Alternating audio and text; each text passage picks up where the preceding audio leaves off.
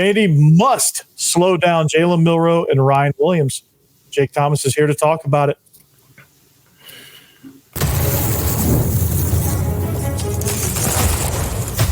You are Locked On Vandy, your daily podcast on the Vanderbilt Commodores, part of the Locked On Podcast Network, your team every day.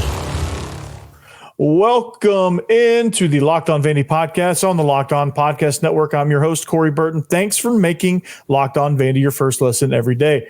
We are free and available wherever you get your podcasts and on YouTube as a part of the Locked On Podcast Network, your team every day. Today's episode is brought to you by FanDuel. Place your first $5 bet and you'll get started with $200 in bonus bets guaranteed. So visit FanDuel.com to get started. Today we welcome, he's sitting right here, Jake Thomas from Tide Talk Live. He's going to give us a little insight on Bama as we go behind the enemy lines. Jake, Jalen Milroe and Ryan Williams are explosive. All right, Vandy must slow them down. How does the defense do that? One thing you might want to do is double or maybe triple team Ryan Williams. But unfortunately, when you do that, you're probably going to leave somebody wide open in the middle of the field. Yeah. And right now, last year, Jalen Milroe wasn't making those, he was having some deep, he can make a deep pass, but the short intermediate game was not there for him. This year, it actually is. He's making very accurate passes. So, how to slow down Milroe, one thing you do for him is keep him in the pocket. And do not let him get outside and start running using his legs, because he's probably just as dangerous running as he is passing the ball. Yeah, absolutely. And when I watched him against Georgia and when I've watched him kind of all season, even when he doesn't run and he just breaks contain and gets to buy more time, there's guys running wide open. And you've got to really just, that's a good point as far as like keeping them contained in the pocket, pushing it from the inside and not getting beyond him in the rush. So the ends have got to kind of contain down at his level so that he has nowhere to go. But, with Ryan Williams, I said earlier this week, like as far as like getting him going, obviously you contain Milroe, you contain Ryan Williams to a certain extent. But one of the things that I think Vandy did a good job of, or a fairly decent job of, was, limiting, they weren't going to completely shut down Luther Burden. Nobody can against Missouri, but they limited his opportunities by being physical with him at the point of attack, frustrating him, getting hands on him, things like that. Is Vandy capable of doing that to Ryan Williams? I know he's a special athlete. Yeah, he's very special. And, it's been said 100 times, he's just 17 years old. And maybe the youth plays a factor in that, because maybe a young guy like that, you do attack him at the line. You do get hands on him, kind of get him frustrated a little bit. And he starts maybe, making mistakes and not being at the right place where he's supposed to be, where him and Milroe are not on the same level. Right. So perhaps – getting at him at the line of scrimmage is going to be crucial, I think, for Vandy in this game. Yeah, and I've even gone as far as to say not get in his face press jam, but also not give him 7-8 yards of cushion either, because you give him that's equally as dangerous. I think a 2-yard soft press would be good, because he has to establish off the ball, and then you can reroute, knock him out of bounds, push him around, have a little gamesmanship with him, just kind of jostle him a little bit. I'll take a couple of defensive holdings just to get him flustered. Right. Maybe even, you're going to have some defensive pass interference. Make the SEC refs call that, because I don't know if they know what that is. I think getting to those two guys will limit to the slow down. Also, Jake, as far as Bama driving the football, what I've noticed when they score and when they're on, they're explosive. They're getting large chunks down the field, 6-play maximum drives. To me, it feels like if Vandy can force Alabama to grind the ball down the field every single time they want to score, I feel like that could limit their productivity and maybe increase the probability of mistakes and allow Vandy to kind of stay in it, controlling the clock. Yeah, that's a good point, Corey. I think you force Alabama to have the long 12, 13 play drives. You eat clock, And, if you're a betting guy on this game, it's like 24.5 point spread. Yeah. You keep Alabama within that 24.5 point spread by chewing clock, because we know Vandy's going to do that. They're going to chew as much clock as they can on their possessions. Yeah. So, Alabama is explosive. They love the explosive plays, but if they're not there, then they have to play small ball. They have to run it real well. They have to, throw the, little 5-yard outs and stuff. And that chews a lot of clock in this situation. So I do think that's what Vandy needs to do. They need to, have Bama have a long drive, and then Bama don't break type defense and make Alabama make a field goal in that situation. Yeah, absolutely. And that's something that, a lot of these explosive teams, like when you play Ole Miss, it's like that when you play Tennessee, when Vandy plays Tennessee later on down the road, and when y'all play Tennessee, when y'all play, y'all don't play Texas, do you? No, we don't play Texas this year. Y'all got Oklahoma, which thank goodness for you guys. I mean, Texas is pretty dang good, but yeah. So when I looked at that game last week, Georgia, Alabama, I think everybody looked at that game, was just amazed at how horrible the first half went for Georgia and how incredible it went in the second half. And then the last 2 minutes was probably the most drastic roller coaster you've ever been on, and on for Bama's perspective, you go from the highest of highs to the lowest of lows. Does an emotional game like that, where you go through the entire range of emotions in one game, in that atmosphere with those stakes, is there a little bit of a hangover? I know with Nick Saban, there never really is. It's all business, but we haven't seen this with Kalen DeBoer yet. The emotional part of the game, the mental part of the game, could that be a factor? It very well could be. Now, this week, Josh Chapman, he's in our program, and he went in the locker room area, and he threw a bunch of rat traps down and told the guys, said, this is a trap game, and just walked out. So, and Coach DeBoer on Hey Y'all or Hey Coach tonight, he made mention that in practice, and consistency was spread throughout all practice this week, the entire time. So maybe it doesn't resonate with the guys, and they do start out slow, which could be an advantage for Vandy. So it very well could be. Emotion like that could play a factor here. Yeah, absolutely. And that's always a concern. But like with Bama, it's always, you assume it's businesslike until it's not, right? Right. And, and you assume that they're going to cover until they don't. Let's talk about South Florida. I know you're glad that they're off the schedule and you hope they never reappear, right? No. I know there was some guys that were not in, that when you're missing offensive linemen, that can kind of throw things off into a tizzy. You're full strength off on the offensive line now, finally, I believe, right?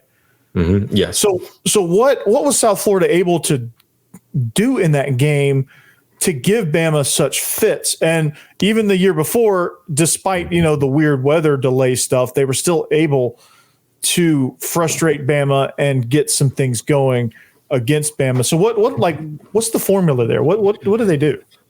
Well, last year against South Florida, Jalen Milroe did not play. He got benched to that game. It kind of resonated him and kind of started his growth to where he is today. But in this game, this past season, they just attacked Milroe, kept him in the pocket, and they attacked our weakness on the offensive line. That was that right tackle at the time. And I think they had 3 sacks in the game against Alabama. So, again, like we mentioned a while ago, Corey, Vandy's got to attack and keep Milroe in the pocket.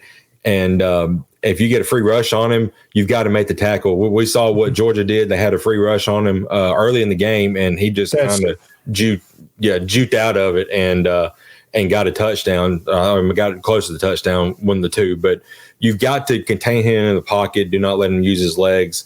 And that's what South Florida did well. They kept him in the pocket, and then they finally found the weakness, and that was that right side, and got to Milroe 3 times. So Vandy is an option team. Mm-hmm. How does, and Bama, I know this is under Nick Saban and this is years ago, and it could be it very well could be apples and oranges, and tell me if it is. But option football is tough for anybody at any level.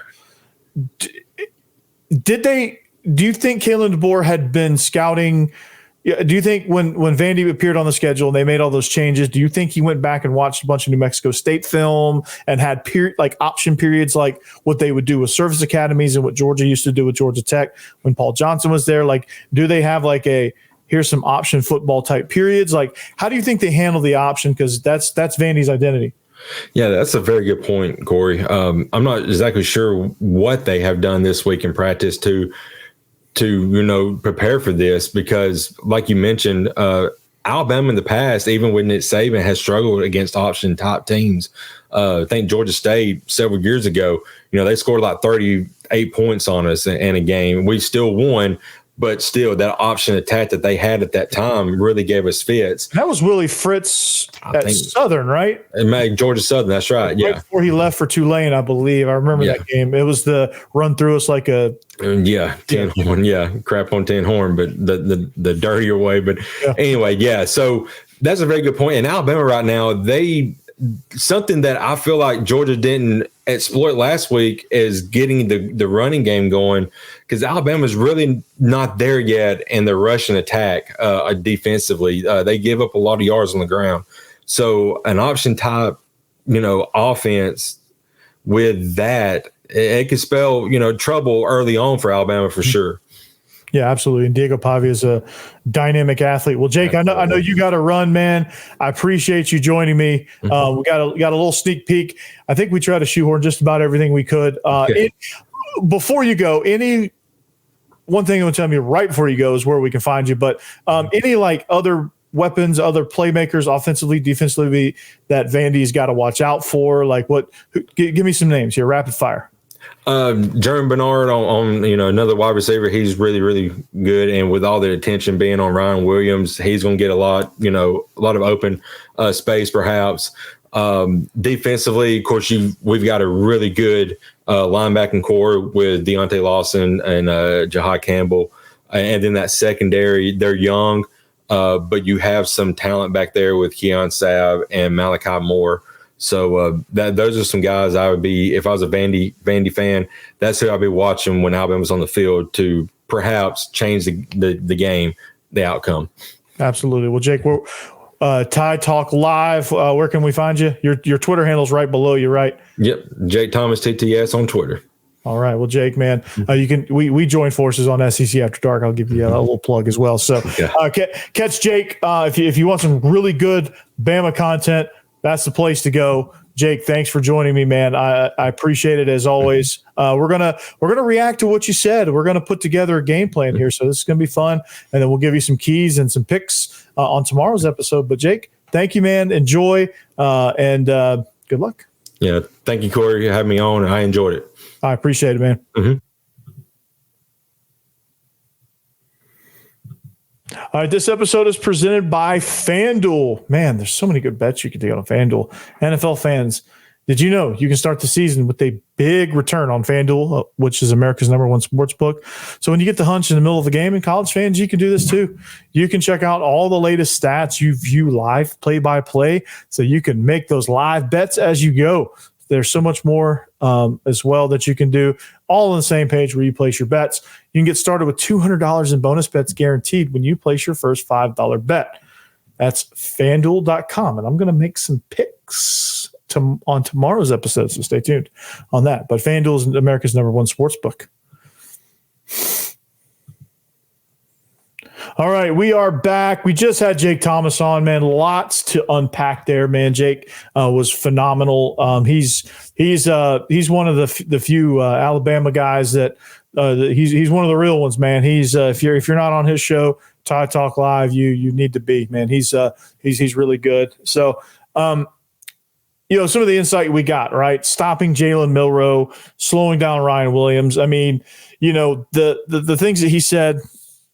There's some great points in there, like the discussions we had there. There's great points with Jalen Milroe, like what South Florida was able to do, what teams that are successful in slowing down Bama are able to do with a guy like Jalen Milroe is they were able to clog up the run lanes and really push the pocket in the pass game, right? So they're able to kind of clog up the middle and get pressure where you're collapsing that pocket to where he has nothing to step up into, and then nothing also to escape out to the side, because it's a controlled, aggressive rush to where you're not just flying in there out of control and he spins out. Next thing you know, he's on the edge and he's running for 30 yards. But it's one of those things where you just track his back hip, and as he goes, you go, and you just mimic his moves, and you just keep him there. And you have to. It is imperative that you have to make the open field tackle. Georgia was not able to do that. Teams that let him run are not able to do that. He most definitely always makes the first guy miss. 9 times out of 10 makes that first guy miss, and he's out the gate for 25 yards, and you're sitting there scratching your head going and throwing your hands up like, what are we doing here? So that's key number one there with Jalen Milroe. If you want to slow him down, you have to literally slow him down and make him dance back there, because it A, takes his eyes down off the receivers, and B, slows him down to where you can almost engulf him, or you have a chance to really just kind of make a controlled one-on-one tackle. So that's really kind of the first thing. If you can do that, you can get them behind the sticks, you can get them off schedule, and then you can kind of control the game that way. Ryan Williams, some good points there. Do not let him get going. And, Jake mentioned also the fact that, Ryan Williams is a 17-year-old. He should be a high school senior right now. He graduated a full year early. He's a early freshman at Bama in the SEC, which there's a lot of freshmen. This is not a knock on Ryan Williams by any stretch of the imagination, but freshmen are, emotionally, mentally at that level, they are more prone to getting flustered, getting frustrated, things like that. Like that kind of stuff actually can happen. It hasn't happened to Ryan Williams a lot yet.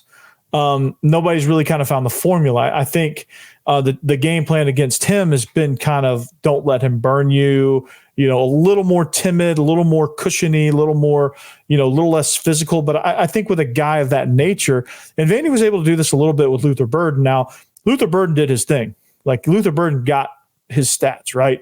And Ryan Williams will get his stats. But one of the things that and I'm going to go back to an NBA reference here, but teams that played, before Michael got the supporting, the vast majority of his supporting cast, right? Or when Kobe, when Kobe, in those years where Shaq had just left and they were trying to find some pieces to refit around Kobe, and before Shaq got there, there was the notion of these superstar players, you let them get their stats, but you limit the impact of those stats, right? So you let them get some chunk plays, but then you tighten down and don't let those chunk plays kill you, like the 75-yard touchdown. I think if they might have to grind the ball out there, they may not win in that situation. But Ryan Williams goes 75 to the house in one play, it's over.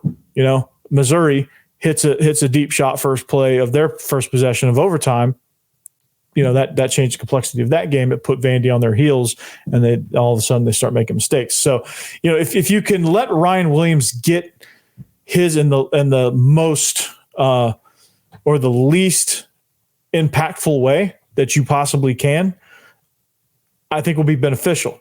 And then you have to be physical with him. You just have to be. You have to get hands on him.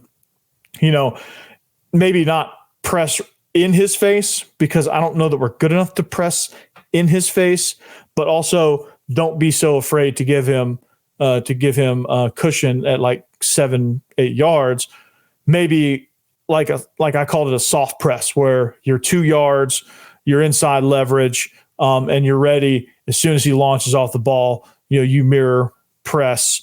Get your hands on him, get your hands in his chest. No, I've never seen a receiver that liked getting hands in their chest, right? I've never seen a receiver that likes that, especially young guys. Freshmen, they get flustered when you knock them around a little bit. And I think that, honestly, not in an illegal way, not in a dirty way, but you're playing football, you get a shot to the chest, you get jostled a little bit, maybe just be rough with him a little bit, right? Get a couple of defensive holdings, okay? Grab the jersey, grab them. The SEC officials they prove they're not going to call interference. So push the limits there, right? see what you can get away with, right? I know Bama's going to do it. Bama's going to see what they can get away with. Any team with SEC crews, if they don't push the boundaries on defensive pass interference, you obviously hadn't been watching, because they don't. It's like they struggle with that one. These SEC crews struggle with defensive pass interference. I don't know why, but they do. So they got to test the limits of that, jostle them around a little bit, be a little more physical, just do some things like that to see if he can get rattled, to test him. He may not get rattled. He may be mature beyond his years. All right. But I think Vandy owes it, these corners owe it to their team to find out just what he can handle. Trash talk wise, obviously nothing below the belt. I don't ever endorse anything below the belt or dirty or, egregiously late, hands to the chest. If he wants to get out there and try to block you for some reason on like a screen to Jam Miller or Justice Haynes, like you've got to toss him around. You've got to be physical with him. You've got to force Ryan Williams into being aggressive, which he may not have a problem with. And he hasn't shown that he's had a problem with it, but I don't know that people have tested him as much. And maybe as he gets into the grind of the SEC schedule, Georgia, I feel like should have tested him more with that, and they didn't. And that's disappointing in that regard, because you let a guy like that do some things too. Bama receivers are running all freaking night long, and Vandy's got to prevent that. Vandy's got to be more physical with these receivers, not just Ryan Williams, but they got to be physical with these receivers. So you just gotta, it's almost like the Pistons had with the Jordan rules, right? Not quite to that degree where like he's just getting clubbed. But like he comes off the ball, boom, you're hitting him. All right, boom, your hand's in his chest, or he tries to block you. He's got to be on the ground. You've got to put him on the ground, right? He catches a fast screen. Boom, you've got to hit him, right? You've got to not just tackle. You've got to find a way. You got to find ways to get shots on him, right? You've got to find ways to force him physically into the game, because he's playing in the SEC. It's a physical league, and he hasn't experienced it yet. He's fast. He's been able to avoid some of that, but you got to rough him up. You got to be physical. That's the only way. Force him to decide what he wants to do, how he wants to take it, and all that stuff. So that's kind of how you play. That's kind of how you play that. So, but these two are impressive nonetheless. It's going to take a massive effort to even just contain these guys, but I think it can be done. South Florida has shown a little bit of a blueprint as far as taking some things away. Georgia in the second half showed a little bit of ability to take some things away, where they calmed down, collapsed the pocket on Milroe, forced him to throw off schedule and off platform. And, they found a little bit of success there. So you have to, you just have to kind of do some things, be physical, things like that, and stop the run, force Bama into being one-dimensional. And you should keep yourself in the ball game that way. So I'm going to talk about how when you do all of that, you give yourself all those chances, how do you cash in on that? How do you capitalize off that? And how do you not squander those opportunities? Talk about that next. All right, welcome back. Locked On Vandy, thanks for making us your first listen each and every day. Certainly appreciate you guys. Make sure you make Locked On SEC your next listen. Chris Gordy does a phenomenal job there, so make sure you check out that show. But Jake Thomas was on early first segment. Talked about a lot of things with Bama. I think he touched on the possibility of like this being not an emotional letdown, but just kind of being emotionally hungover, because when you have high emotions like that and you go through a range of emotions, like you're way up here and then you're way down here and you're back way up here, and you just jumping around like that, that can take a toll on you, right? That can affect you the next week because you are just exhausted. Those games are exhausting.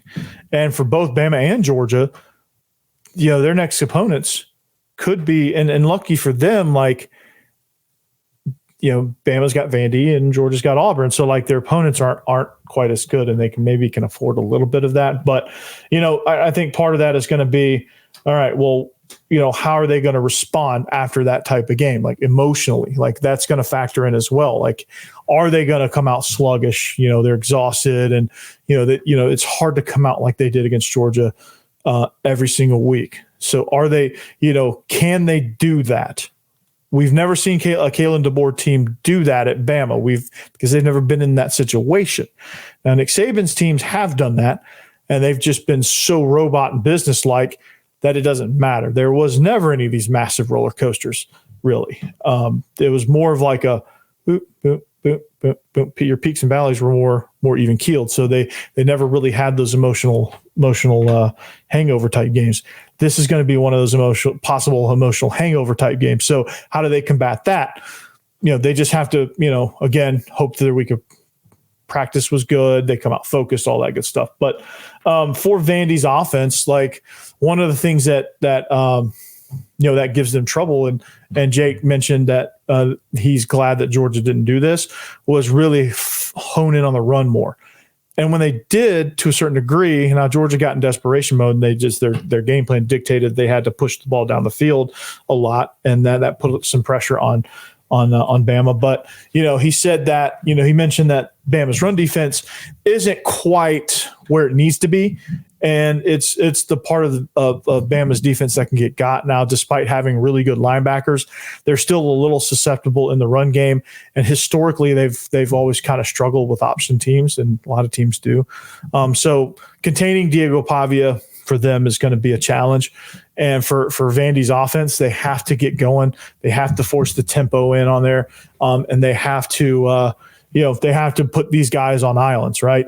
And when you're not used to playing teams like Vandy, who have these option attacks, when you're not used to being in those type games, it can be tough on you to really kind of play your assignments and play your roles. It can be tough on you to make those plays in space when you're not really used to making those plays in space, because you've got to figure out, it's more of like a read type situation to where your key is telling you one thing, and Diego Pavia is so good at running these option things that he can be deceptive. He can do things to trick you. He can do things to get you out of position, even if it's by half step. He's good enough to be able to take advantage of that. So when you look at the way they play, if Vandy can force their tempo, or lack thereof in this case, on Bama's such an explosive team. We mentioned that their explosiveness.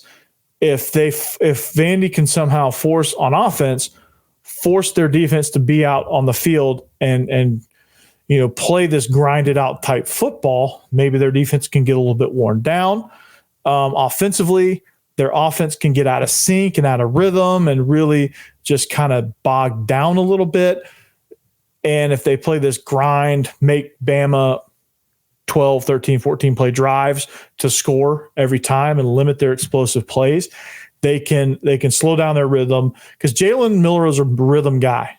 When he throws, he's a rhythm guy. He's a bit, he gets in the moment, he gets in a groove, and he's just going, man. But when you bog down the rhythm and you mess up that rhythm, even the slightest, it throws him off. And Jalen Milroe, I want him to prove, and I think the defensive game plan has got to be this, and the offense can help this out by also grinding things out and really just kind of making this game slow and boring.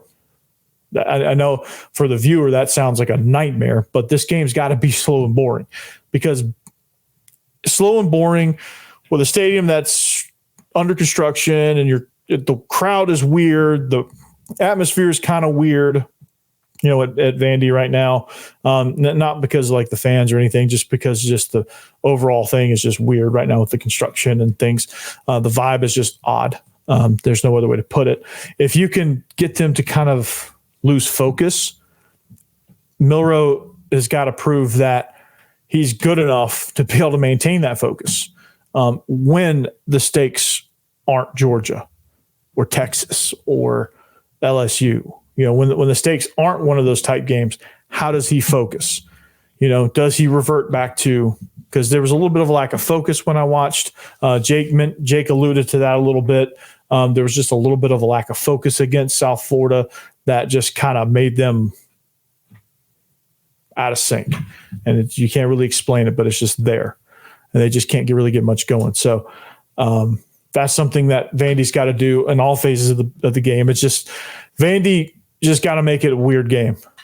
If Vandy can just make it a weird, slow, boring game, they have a chance. They have a chance. And that's all Vandy needs is a chance. They've proven that against Missouri, who's got a really formidable defense, explosive guys on offense. They prove that they belong and they can hang with them. They just got to finish. But they made that game relatively boring. Missouri had to grind it out for most of their scores. Some of their scores were explosive, but they had to grind it out for the most part. And you see why, Vandy was in it. They forced their kicker to beat him. He couldn't. And they forced their offense to grind the ball down the field. They showed that they couldn't. Not saying Bama can't, but Vandy needs to make them prove that. They need to make them prove that they can. Because if they don't, we know Bama's explosive. We know they can get down the field in 4 plays pretty easily. We know that. We know that without a shadow of a doubt. They do that all the time. But if you can force them to prove you that they can go out 12-play drive, 12-play drive, 12-play drive, drive after drive, force them to prove that, you have a chance. And if they prove that, hats off. I'll come in here after the game and say hats off to Bama.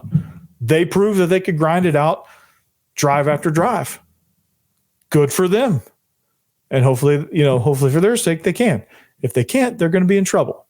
Because that's kind of Vandy's identity. Grind it down and then make you pay. Because they have a little bit of they grind you on offense, which and they get smaller chunk plays, but they do get chunk plays.